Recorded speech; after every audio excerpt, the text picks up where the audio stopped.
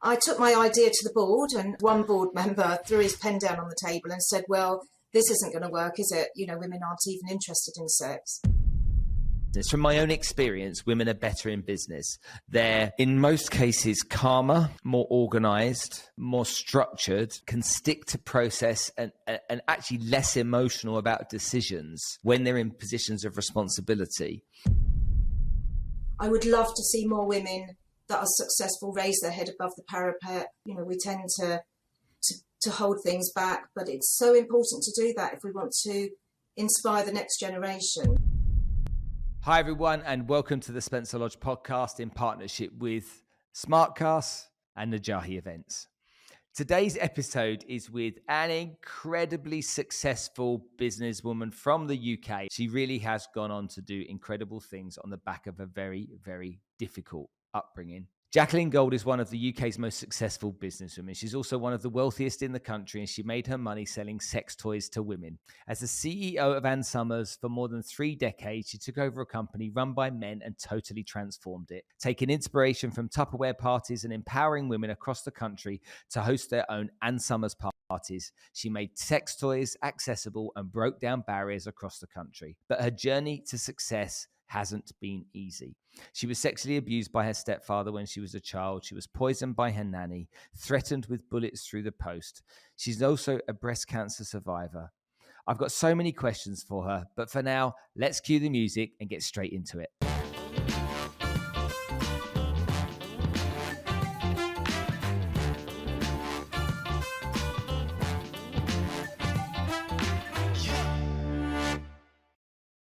Smartcast, they're one of the sponsors of the show. Why do I want them to sponsor the show?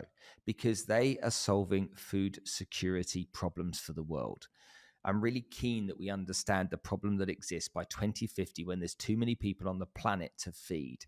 We need to find alternative solutions, and Smartcast are at the forefront of those solutions, bringing in different forms of agri-tech and technology-focused robotic farming techniques that are going to help make sure we can keep the population fed no matter how much the climate changes. Go check them out at Smartcast Tech on Instagram, SmartKasTech.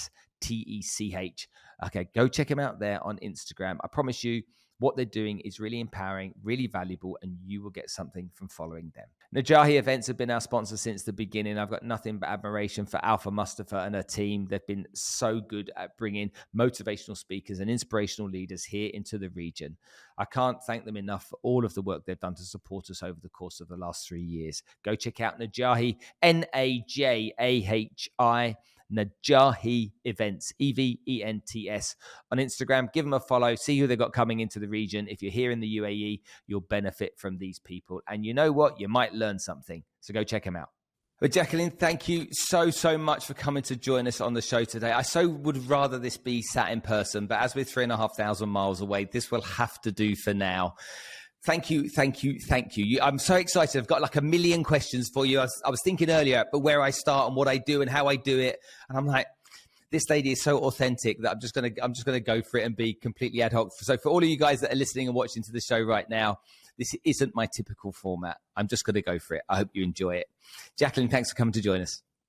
Thank you so much for having me. I really look forward to this. Oh, good stuff. Okay, it's very hard to know where to start because I'm fascinated about your business journey. Tony Robbins once said the greatest revenge is massive success, and that for me plays a role in my life as well. And for me, it was actually bullies at school. The bullies, until the age of about 45, the bullies were such a massive motivation for me, and they kept me going and thriving and pushing until I kind of made peace with it. And it took me an awful long time. But I'd like to come on to that in a little while. But maybe let's start with your childhood, because it was a bit of a tough one. Just take me back to when you were a kid and tell me what life was like. Yeah, I did have a very challenging childhood. I was an only child until I was 7 years old when my sister came along. And up until then, my mother was very protective. If I was sitting on the beach, she'd draw a circle in the sand and put me in the middle, and I wasn't allowed outside of that circle. So in some ways, it was a very lonely childhood. And then my parents split up at the age when I was 12 years old.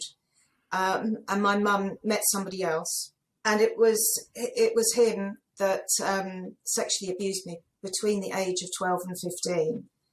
And I was a particularly young 15-year-old, but bizarrely, my mother's instincts to be overprotective during the early years, she was completely taken by this new man in her life. And I think potentially, didn't see what was going on, or did see, but, didn't sort of protect us in the way that we would have wanted her to. Tell me about that relationship with your stepfather, because I have a stepfather and a stepmother too. My parents got divorced when I was about 7, but I look back with incredibly fond memories of incredible people and consider myself to have 2 mums and 2 dads, and so I'm very lucky. In the first instance of getting to know him, were you wary of him from the beginning? He was a friend of my parents, him and his wife. And when I look back, the abuse actually started before my father left home. But, as a very naive 12-year-old, I didn't actually really know, when I look back, I don't think I really knew what was going on. These things often are very subtle at the beginning. I don't remember really interacting with him other than these sort of strange episodes. Other than outside of that, I don't remember interacting with him. And it wasn't really until my father left home and he moved in that at first I thought he was a very gregarious, outgoing, a popular man, had lots of friends, seemed to me to be what I would describe now as a man's man, as in, sort of an alpha male. My mother slowly changed over time and became quite timid, as far as saying, she became quite, I think he was quite controlling.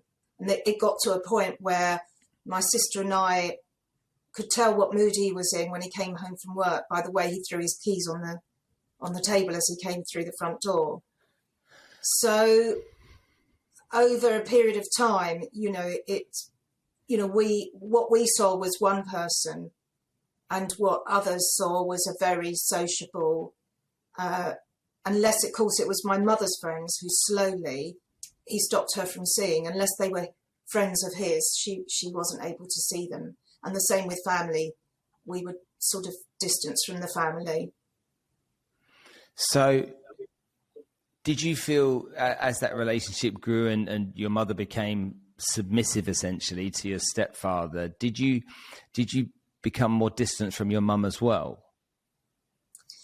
So there was one day I actually told a cousin of mine, and to use these very childish terminology, I said, John gets fresh with me, was the words I remember very clearly using.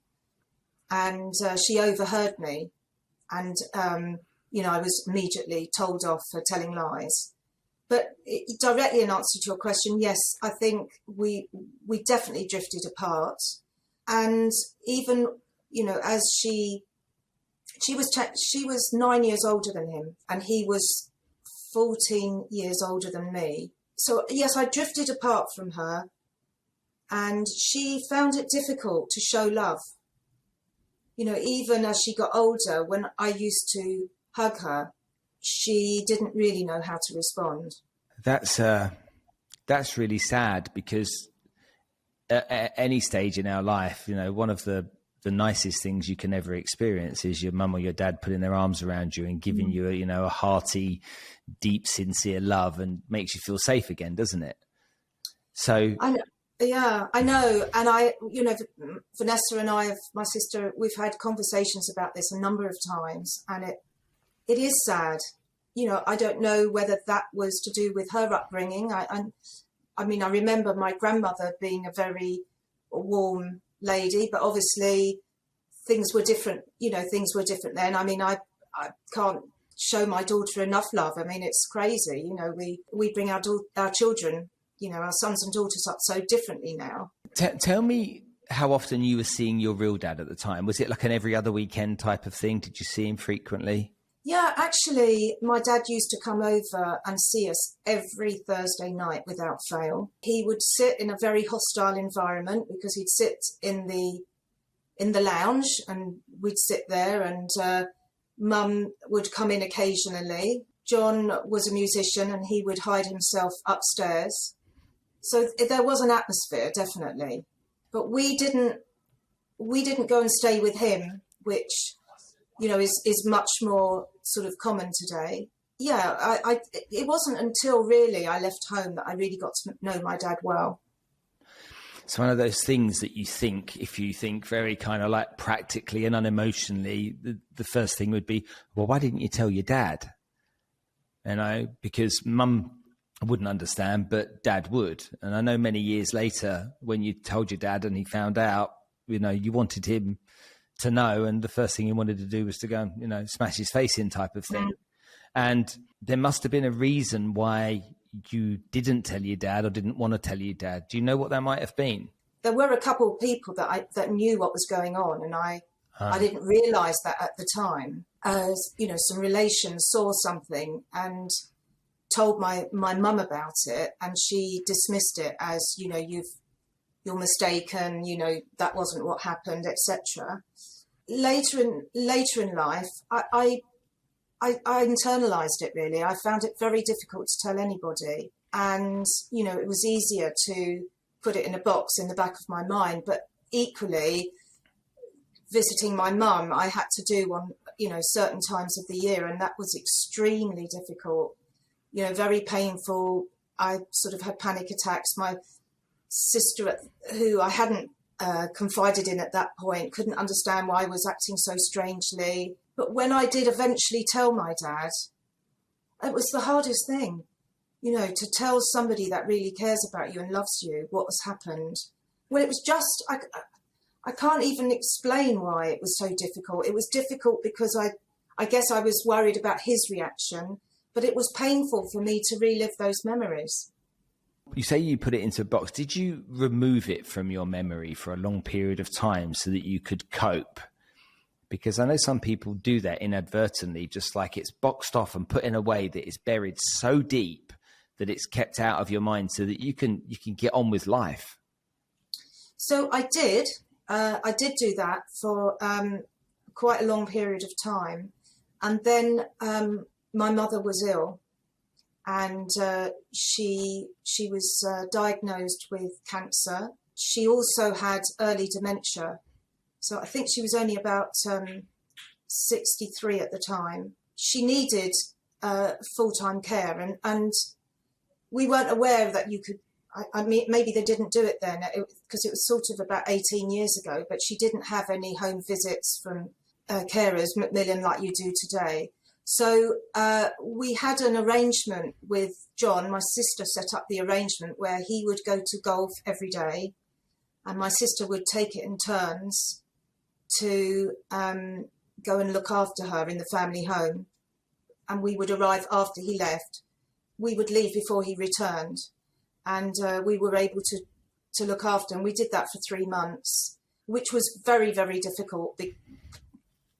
My sister hasn't talked about her experience, but I know it was difficult for me because obviously I'm then spending every other day in the home where I was abused in. And, you know, it was scary. It was frightening because I always knew at some point he was going to come home, and it was about getting out before he could, you know, before he returned. So that was a very difficult time. And I began to have symptoms of anxiety. I didn't know what anxiety was. I went to my doctor, and then from there had counselling. Actually, I was having IVF at the same time as this was going on, which anybody that's been through knows that is also very traumatic. And then my mother died, and then it was having to come face to face with my childhood abuser at her funeral. So it was a really, really tough time. Did you ever forgive him? Gosh, this is hard. So I worked out myself that harbouring anger was not good for my health. And I've realised, you know, that over time. And I'm not an angry person, but I am somebody that holds holds things inside. And I think that for quite a long period of time, I was quite numb and almost detached myself from him so that I didn't have to feel any emotion. I do invest a lot of time now in my well-being. Obviously, I've been diagnosed with breast cancer. I've been through a lot of trauma in my life.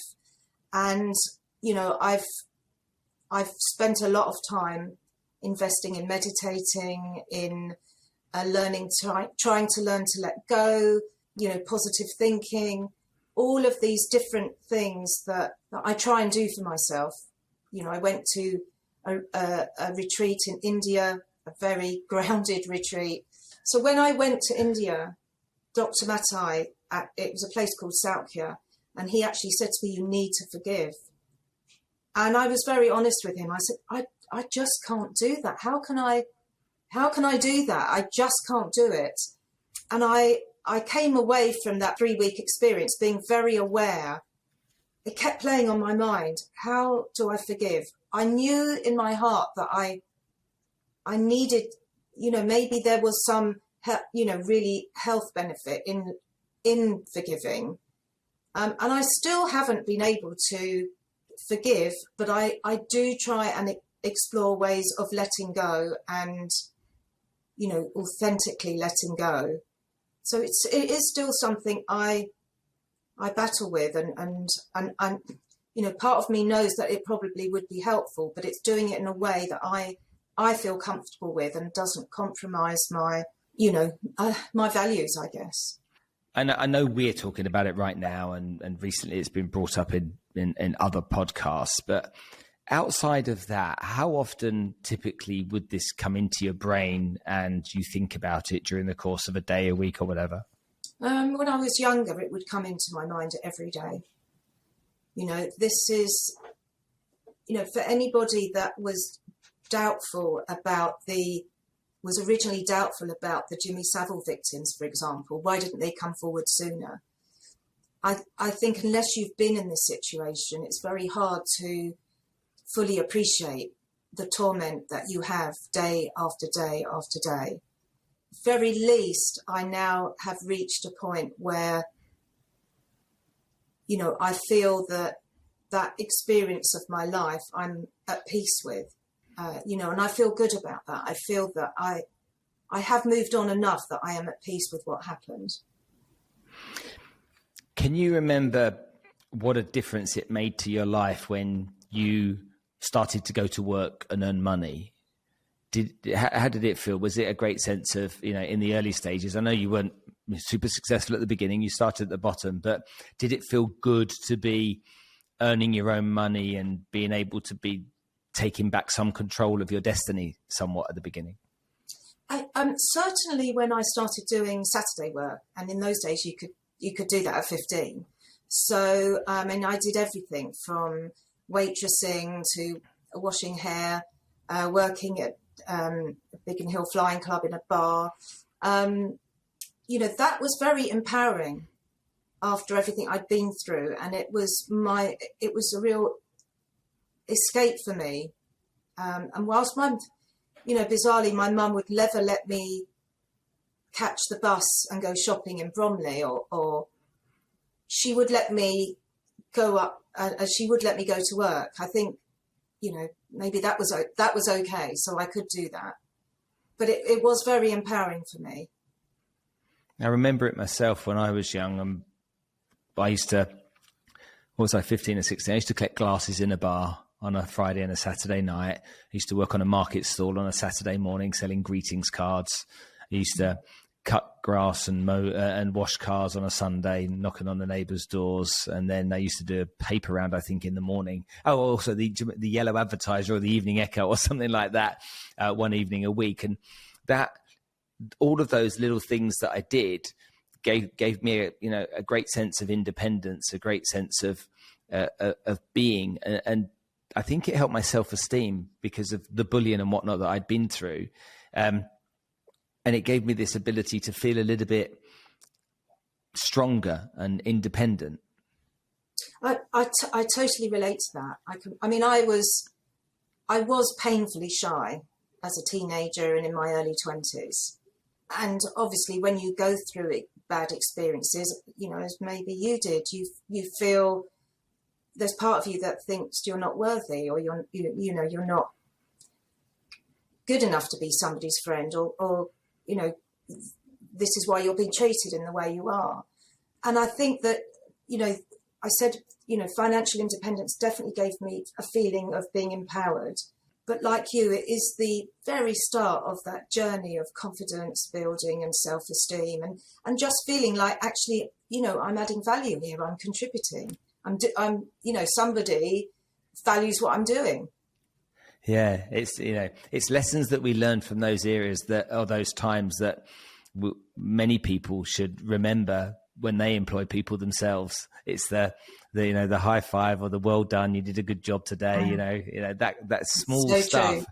True. The small stuff just meant everything. I had a boss one day that said to me, "You did an excellent job this week. I'm really pleased with your effort." Oh man, that lasted a month. I was buzzing for a month just because of those words as he was leaving the office with, getting into his car. Just the moment that he took that moment, I'll never forget it. I know exactly where I was standing in South East London at the time, exactly where I was standing. And so, yeah, those types of things are important. We underestimate, don't we, how compliments and appreciation and gratitude can be such a gift to somebody. It doesn't, that small, just that one comment has completely made their day. Yeah, because you don't know what their mood might have been before you see them. You don't know if you see. We were doing some filming this morning, and some of the team turned up, and they just arrived from another country and off a flight and whatnot. And I said to the two of the girls, I'm like, "You look awesome today. I really love your outfits." And they just went, "Oh, thanks, Ben." And just in that moment, it just lifted you could feel the whole room just feel lifted in that second. And it's a joy for you as well, isn't it, to see the reaction? Yeah, absolutely. Okay, let's move on and start talking about Jacqueline, the business lady, because you have had an incredible journey and been incredibly successful, one of the most successful business ladies in Britain, on a subject matter that even to this very day in Dubai is incredibly taboo. If you come to Dubai and you have a sex toy in your suitcase and they scan your suitcase, they confiscate it from you. And so often you hear people saying, "How do I get my sex toy to Dubai?" on various forums and chats, and you see the responses, "Take the batteries out first and maybe they'll come through that way." But I've lived in this country for the last 17 years and it's still very taboo. Now, lingerie is accepted, but anything else over and above that isn't.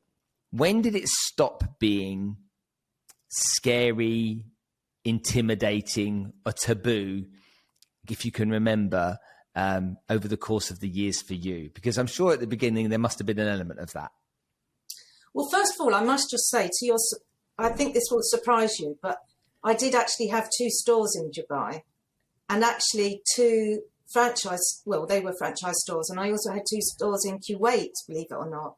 And bizarrely, I couldn't even go to the opening because I wasn't married at the time, and you had to take your husband or father with you. So they didn't stock toys, but I'm told that the Middle Eastern women wear beautiful lingerie underneath their yashmak. So I wouldn't be able to comment on that. No, absolutely. But this is an interesting question, because there were so many challenges at the beginning. I had challenges from landlords. Made me smile actually recently that the Glades in Bromley wouldn't let me open a store there. So we had to go onto the high street. But 20 years later, we've now moved into the shopping centre. There's been other landlords where they've had a fighting fund in case we took them on for not letting us open in their centre. I've taken the job centre to court. I've had a bullet through the post from trying to open a store in Dublin. So there's been a lot of these challenges along the way. I mean, it's sort of petered out, I suppose, over a period of time, because it's a generation thing, isn't it? Attitudes change. Women become more empowered. Anne Summers goes from raincoat brigade to a female institution over a 30, 40-year period, slowly, attitudes change, and, those against it become more and more in the minority. But there's certainly been a lot of milestones along the way. I mean, I remember in 2004 being invited to Buckingham Palace to meet the female members of the royal family, along with 200 women that had made a great contribution to business. Those little milestones over, on the back of the journey I'd been on were, really important to me, because, they were sending out, really big messages, and, some of the different awards that I've been very fortunate to receive, along with the work I've done, I think have helped change perception. Okay, let's separate this for a second, because we've got business, number one, and then we've got business in what was many years ago a controversial area. So let's remove that and just talk about business for a second. What are the ingredients that you think that you had to help you become a really successful business person? What were those? Was it, because people will lean into the fact that, your dad was in the industry beforehand and that kind of stuff. But what were the ingredients that you think that you had that made you successful? I think the first thing was that I didn't have any business experience, so I was forced to rely on feedback from my customers. I made the choice that it was going to be for women only, which I think was a really smart move when I look back. And, that relying on my customers piece is something I still do today. And so I think that was very important. You'll hear a lot of people talk today. I mean, Simon Sinek, for example, is a big advocate of your purpose. And I had a purpose right from the beginning, which was, I wanted to empower women in the bedroom. So, and that's still our purpose. We want to give women all women sexual empowerment, and that's the only thing that's really evolved is empowerment in the boardroom. So that's something that we were doing very, very early on. And I think, and also the only other person I can think of doing something similar was Anita Roddick. Mm-hmm. She had that purpose. So, and we had this amazing USP, and this was something it was a business run by women for women. And I think all of those things, and I can go on and on here. I mean, I was extremely passionate about the idea. Now, you've got your mission. You know exactly what your purpose is, your why. Were you obsessive? Were you working 18-hour days back then to build the business? Did you find women that you could align yourself with, or you could align with you very easily, so that you could go out there and really push and build the business? Because it starts from humble beginnings. I mean, Tupperware parties, I remember those when I was a kid. My mum used to have them. They used to come to the house, and there was the Betterware, whatever it was, people that would come. So I remember that. My mum would have girls round, and it's like, go on, bedroom, sod off, the living room's off limits for the evening. And the girls would all have, bottles of wine and a good chat and a chinwag and whatnot. And they'd be doing this Tupperware stuff. So, and that is kind of like as basic in the world of sales as you can get. I mean, alternatively, it's door knocking and cold calling, isn't it, really, if you go back to those days? So how did you get that off the ground? How did you, get people around you? Because the subject matter was challenging, wasn't it? I took my idea to the board, and that was a challenge in itself, because one board member threw his pen down on the table and said, well, this isn't going to work, is it? Women aren't even interested in sex, which obviously said a lot more about his sex life than it did about my idea. But, I needed that initial investment. So the money I had, which was £40,000, I started by advertising in the London Evening Standard. I'd drive up to the Strand Palace Hotel in my mustard-coloured Mini. I would talk about my idea to the people that would attend, mostly women, but there were men there. So I'd obviously have to ask them to leave. And women were really excited about the idea. And I was recruiting women from all sorts of life. I remember 2 women that lived in Chelsea. They were bored and they wanted to do something different. And then there were other women that I recruited at my first party in Thamesmead that, were bored with doing the Tupperware and the Pippity, and they wanted, to have fun while they earned money. And it was self-propagating. I mean, grew to 500 sales ambassadors within a year. I actually had to stop advertising because there were so many teething problems. But we were you mentioned my father being in the same business. He was in the publishing business, and that was everything he did was for men.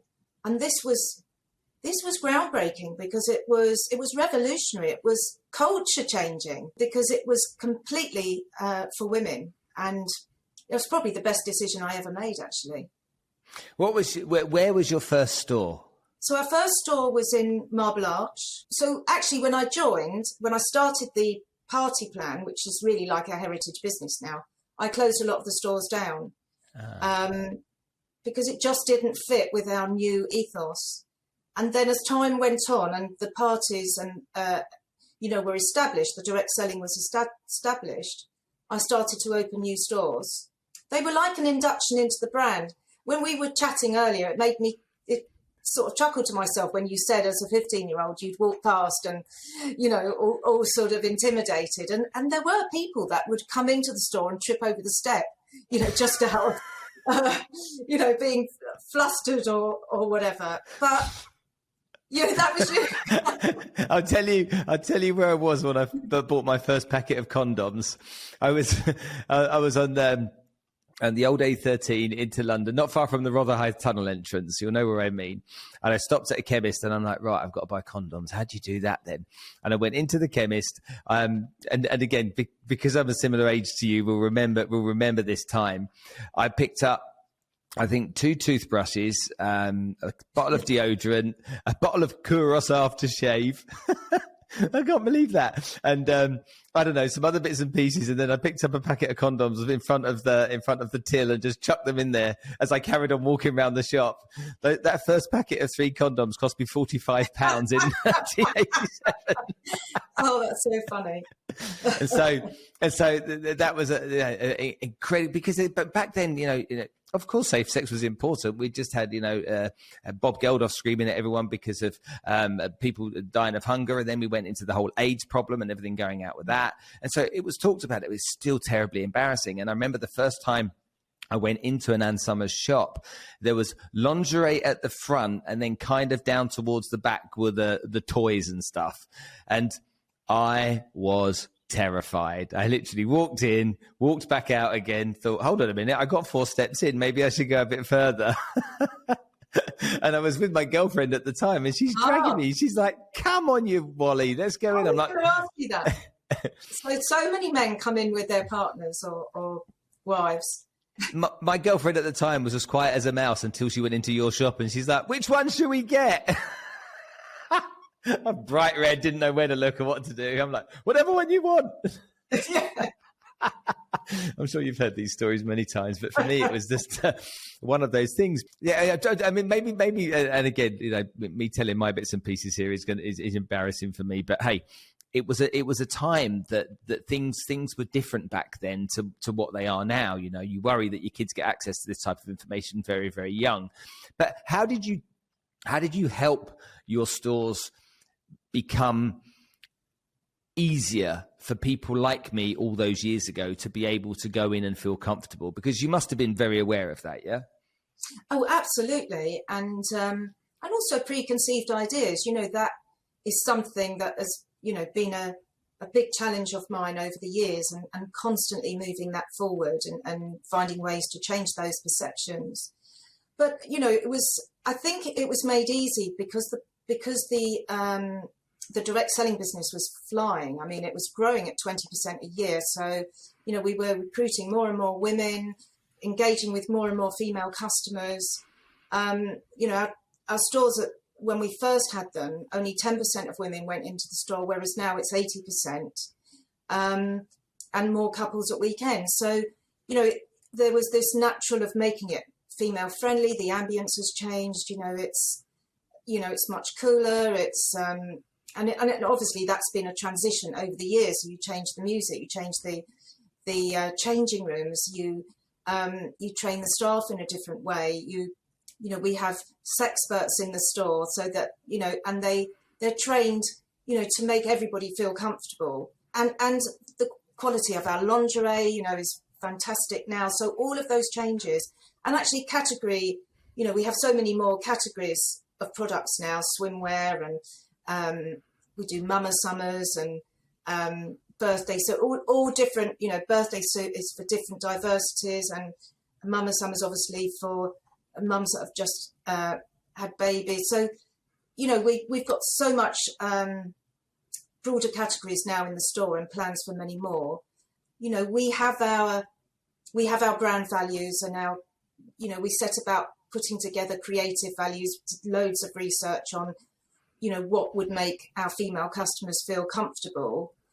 And then we got to a point where it's, hang on a minute, we need to engage with the male customer again. So, I think that sort of brand vision and continuing to talk to our customer and, respond to her feedback has probably been, the lead in all of that. Tell me when how many years ago you became aware of the importance of selling online, and also what COVID did to either accelerate that or solidify that. So we've gone through different phases of with the website and our friends Google over the years. So obviously we set up the internet very early on, the website, and that was doing incredibly well, and did fantastically well in during the COVID lockdown, which I'll come back to in a moment.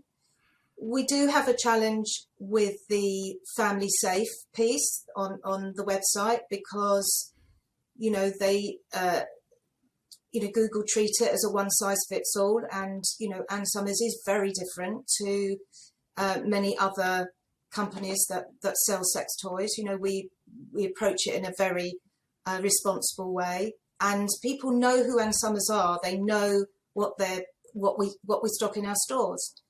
So it is really difficult for us that when you Google sexy lingerie in shopping, Ann Summers doesn't come up.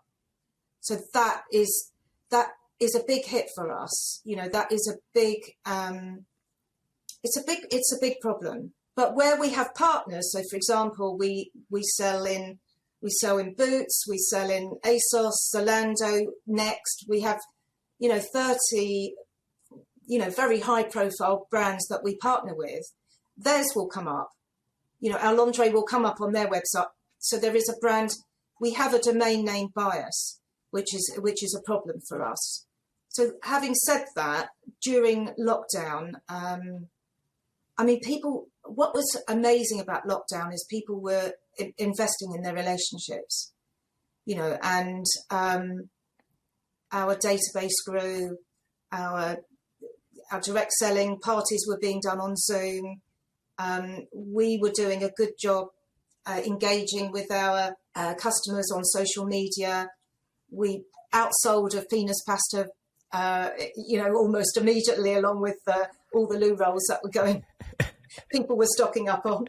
So there were some funny moments that we were really able to get involved in conversations and have a bit of fun and remind people that this isn't all doom and gloom, that we can have, we can enjoy ourselves. And it didn't completely plug the gap of having, 100 stores closed, but it did keep people engaged, and it certainly helped. The only other brand that I, and again, forgive me, I'm a guy, and the women listening to this, I apologize in advance, but the only other like lingerie or sexy lingerie brand I can think about is Agent Provocateur, and they have stores. I don't know the names of any other brands, and I'm sure again the women listening and my production team will be like, duh, dinosaur. But when I think about innovation in your industry, innovation of products, innovations in marketing, is it difficult to innovate in your space? It isn't really. When I say isn't, obviously actually pulling a product together is complicated because of all the processes it goes through. But I think we're really, we have a fantastic team of people. They're all on brand. We have testing groups that naturally volunteer, that everybody wants to be on our testing panel. So we get great feedback. And there's so many different themes. It's not what people think. It's not just a sex toy. You know, that we go through a period of well-being. You know, when I was diagnosed with breast cancer, I came up with a whole new range of My Viv products, which, by the way, stands for My Very Important Vagina. And that was designed for people that were going through breast cancer or, health issues, that had gone through abuse or trauma or menopause. It was with that in mind. So, that's the part I enjoy, actually, is that, there is there's a new opportunity here, and we get really passionate about these news reflections, and diversity is a big thing for us. So the whole LGBTQ community, we wanted to do something that they were, engaged with. And then we did the Mama Summer. So I think it's not just what people always think, that it's just a vibrator, or, there's a lot more to it. And, people are looking for different things. Although I would say that everybody is looking for, the one consistent thing is everybody is looking for power, and we do all different speeds, and quietness, because of little ears. Those are the two key features people look for. But I mean, there's so many things you can do, from being waterproof. So there's vibrators that go into water. There's those that are remote controlled. You can do them on apps in different countries. One can, how your partner can control it while you're using it. There are so many different things. The only thing I haven't quite mastered is one that puts the bins out. So that's that would make our lives perfect as women. Is there anything? I mean, you got a bullet through the post. You got sick with cancer. You had challenges with losing your son. Is there any time that in your life that you, or maybe just business related, where you went, do you know what? I just can't do this anymore. I need to do something else. I've never ever thought about giving it up, because I just love the brand so much, and I just love all the opportunities that we have. We've given hundreds of thousands of women financial independence through the direct selling network, and people, it still brings a smile to people's face today. So I love everything that I do. But obviously, when your body is sick, or it's telling you that, you need time out, whether, you mentioned when I lost my son, and also, when I was diagnosed with breast cancer, there are, we all get signs that we have to take a step back, and that we have to put our health first. As soon as I'm feeling well again, I want to get back out there. And sometimes, those periods are also a time of reflection. We all need that sometimes, when we're used to working at 100 miles an hour. Who do you do this for? Do you feel like you do it to prove something to somebody? Do you feel like you do it to show somebody? Is there somebody in your life, loved or hated, that you want to prove something to? Is there anything in there? No, I mean, that's a sort of a bonus, really. It wasn't the reason.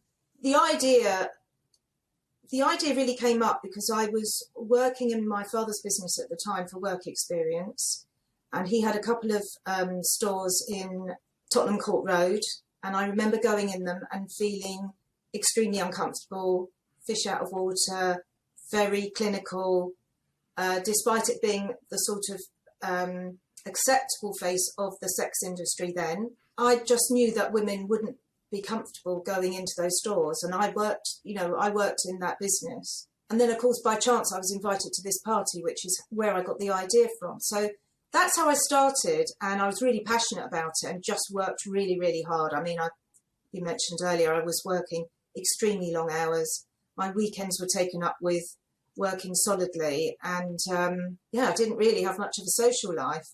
But as you get older and you learn how to get that work-life balance and the importance of it, actually, other things evolved. I started to become very passionate about women in the workplace, because it wasn't just women in the bedroom that were unequal at that time. And I'm talking about the early 80s. Mm-hmm. But also in the workforce. I mean, in the workplace, it's it has improved an awful lot. I have a 13-year-old daughter, and I want her to grow up feeling she can be absolutely anything she wants to be. Yes, that's the thing, isn't it? I have two daughters, both 20 and 22, both they're just finishing up at university, and I don't ever want their sex to be a conversation. I want their career to be driven because they're the best person for the role. I want them to be successful because they're the best at doing it. All of my businesses, and I have a number of them, are all run by women. Oh, wow. I think women are better in business. From my own experience, women are better in business. They're, in most cases, calmer, more organized, more structured, can stick to process and actually less emotional about decisions when they're in positions of responsibility. My mum and dad got divorced when I was a kid. My dad went bankrupt. He lost everything. My mum had to go out and, feed us all kids and stuff. My mum was very driven and very focused about what she wanted to achieve. And so I had a strong woman around me when I was growing up.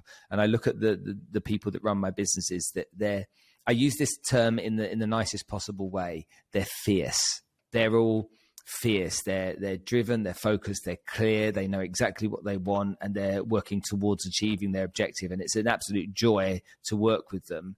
And people say to me over the years, how did you build your success? And I'm like, I'm not very good at business, if I'm honest with you. I'm just good at finding really good people. And so when I look at your success, you've gone on to be one of the most successful business women in the UK. I'd like to take women out of that word, though. I'd like to say you've become one of the most successful business people in the UK. You must be really proud of that. I am really proud of it. And, I'm extremely, extremely proud of I received an award from the Queen in 2016. And that, was an incredible moment after everything I'd been through, on the journey. It's extremely inspiring for my daughter, who I took with me to Windsor Castle when I received my CBE. It's inspiring to other women because you're shining a spotlight on women. I would love to see more women that are successful raise their head above the parapet. We tend to hold things back, but it's so important to do that if we want to inspire the next generation. I'd love to see more of that. But like you, it's not until these conversations stop that we realise that we've achieved what we needed to achieve. I could sit and talk to you for hours. I've got a million more questions for you, and I genuinely could spend the next 2 or 3 hours. You are just a really awesome human being, and getting the chance to talk to you today has been an absolute blessing. I won't take up any more of your time because your phone doesn't stop going and your iPad doesn't stop going. But Jacqueline Gold, thank you for coming to join us today on the show. Spencer, thank you so much for having me. It's been a real joy, and thank you also for your very kind words. I've really, really enjoyed our chat today. Really have.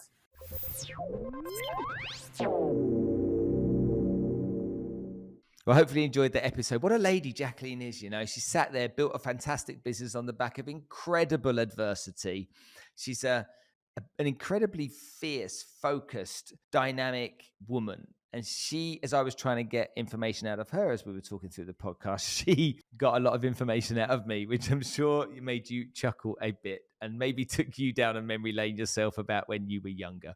If you've enjoyed this episode, click over there for more episodes, or click over there and subscribe to the channel. Costs you nothing. You can unsubscribe at any time. But as a subscriber, every time we produce content, it's going to come to you first. I'll see you on the next episode.